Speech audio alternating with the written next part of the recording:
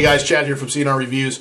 I want to quickly talk about a good way to actually sell your weapon. And this is actually selling a pistol. In most states, it is legal to sell your pistol to a private party. There are a couple states that don't allow it, and they require you to go to an FFL dealer and for the FFL dealer to process it just like a normal sale of a handgun, even though you are two private parties. But in most states, they allow you to sell to a private party. Make sure you check with your state. What I want to go over today is actually selling your gun and what's the difference between selling your gun and trading it in to a dealer. I have here the Kel-Tec PF9. I am going to be selling it.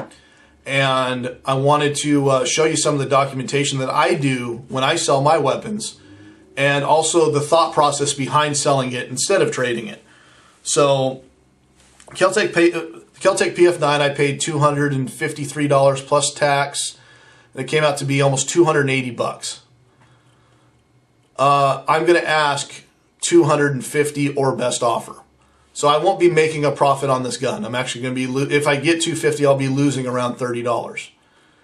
I may not even get 250. I may only get 230. So I'll be losing about $50. When you sell your weapons, it's really important that you try not to get, make a profit off that, because then it looks suspicious. It looks like you could be selling and buying and selling behind ATF's back or behind the government's back. And so you're basically doing something illegal. You really want to make sure, again, that you follow the rules in your state. And you want to check with the federal government's rules on how many weapons they allow you to sell in a year. I think that is super important to look at. This is going to probably be one of the only weapons I sell this year. And I just can't deal with this gun anymore. So make sure that if you're going to buy and sell, that you do so and you get a receipt for both parties. The reason why I say that is that if somebody was to buy your weapon and go out and commit a crime and you don't have proof that you sold it to somebody, you're going to get a knock at the door. You're going to be doing a lot of explaining to the police. You're probably going to have an alibi and everything on where you were at, because guess what? The gun is still registered to you. That's why it's so important to get some type of a document or receipt so you can prove that you sold this weapon. Now, Washington State, the Washington Department of Licensing actually has a transfer form for revolvers and pistols. And I really recommend you getting on the internet and looking at your state to see if you have the same thing. It goes over the description of the weapon, who's selling the weapon, who's buying the weapon. So when I get that knock at the door, if it ever happens, I can go, I sold it on this day to this guy. And they can go, here, can we get a copy of that? Sure. Okay, see you later. Have a good day. That easy. Or if I am going to be the buyer, and let's say something was to happen, I use my gun in a defensive situation, and they look it up and they go, this gun isn't even registered to you. I can go, I have documentation I purchased this gun on this day. Now this is voluntarily filled out. You don't have to do this in Washington State. But I really recommend doing something like this in all the states. Especially, you don't have to mail it in. It says it's voluntarily submitted. So what that means is that I can have this filled out and I can go, you know what, this guy looks real legit. I'm just going to put it in my safe for my own safekeeping. Or let's say the guy doesn't look legit, and I've had that happen. I've sold a rifle before or something like that and said, hey, this is such a good farm, I'm going to also have the guy fill it out for a rifle. And I've mailed it in because I wanted to make sure that everybody knows that this gun no longer belongs to me. So if something happens, that guy's fully responsible. So why sell it to a private party? That's a question that it actually has a very simple answer. It's price.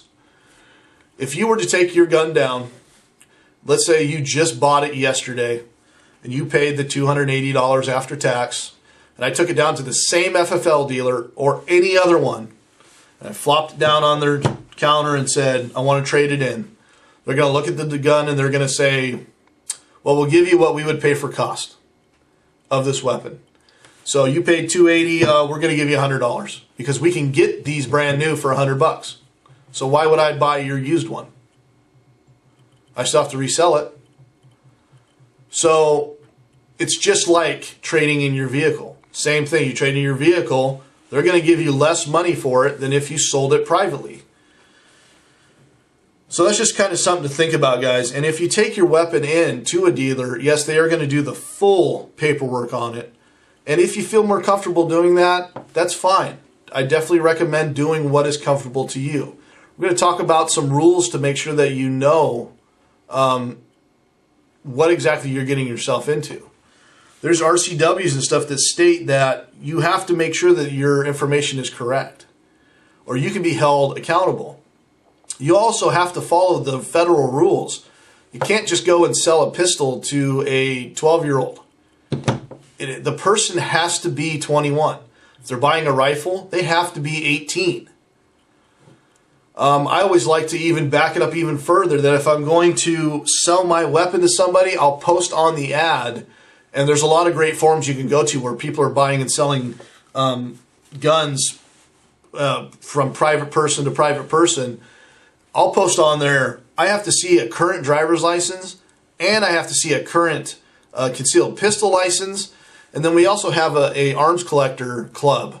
So if I'm going to be dealing with those guys, I'll even say I have to see a current Washington Arms Collector member card. And then I'll document that information here. And I don't let a buyer get away with not signing this. If they don't want to fill this out, they're not buying my gun. You can go sell it to somebody else. So it's really important, guys, that you follow the rules and regulations when you're selling or buying these weapons. You can get some really good deals. Like I said, there's a lot of websites out there right now. Our state's got a big one that we absolutely love. We go on there all the time. I've seen other states that have really good websites where you can go on there and you can post pictures of your gun and an ad saying how many rounds you've shot and why you're getting rid of it. And it's a pretty quick turnaround. You can have a gun sold in 20 minutes. I've actually had that happen. Some guns can sit up there for 10 days, 2 months. This gun I actually posted last night on the one forum that me and Ryan usually frequent. And I asked $250 for best offer. And I already have 5 people that have offered me the amount of money. And I stipulated you must have the concealed pistol license. You must have a valid Washington driver's license. You must be willing to fill out this transfer form. And 5 people already have said, I'll take it today. Just here's my offer.